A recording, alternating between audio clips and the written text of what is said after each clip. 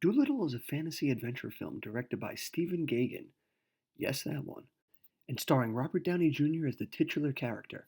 And right off the bat, it is astounding to me that movies like this ever get made in the first place. 175 million. That's how much went into making this insane movie. With so many troubles in the world, you have to wonder if that money would have been better off spent on other things. But I digress. That's a whole other can of worms. Because fortunately for us moviegoers, this movie does exist. And boy, oh boy, what a movie it is.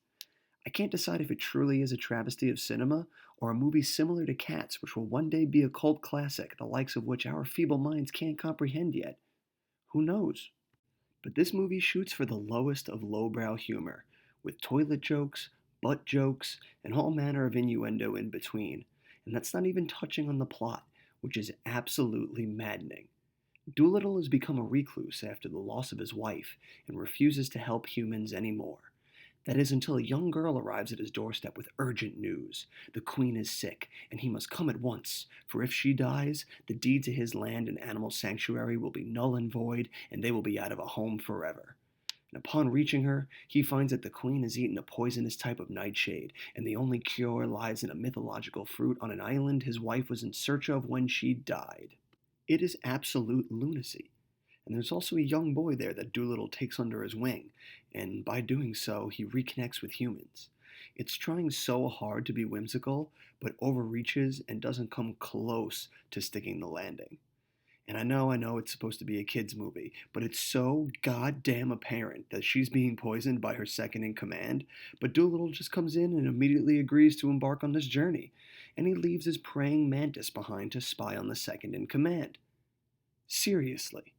This movie also has Antonio Banderas in a supporting role as the deceased wife's father, a man who has never forgiven Dolittle for letting her go, and it's so by the numbers it hurts. It's a shame to see Zorro resort to such farcical characters. The only spot where this movie even bothers to try is with Robert Downey himself. I know a lot of people have complained about his accent, but nobody can fault the guy for not showing up and giving it his all.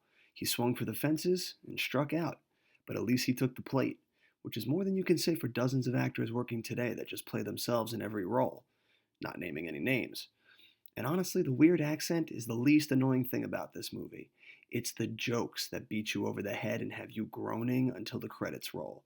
Tired, simple jokes that won't even work for the kids this movie is made for. And the less said about the dragon, the better. I can't believe that in a $175 million movie about a doctor that can talk to animals, do we have a finale where said doctor must extract items from a dragon's asshole to help its constipation.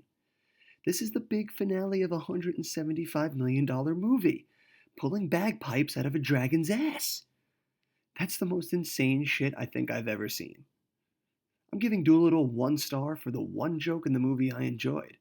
John Cena's polar bear telling the story of how his dad walked out on them. And I quote, "My dad just went out one night for seals and never came back." Classic. Guys, I hope you enjoyed this review. I know I enjoyed sitting through this car crash of a movie. I hope to have more reviews up soon. If I've tickled your fancy, feel free to subscribe. And until next time, we'll see you at the movies.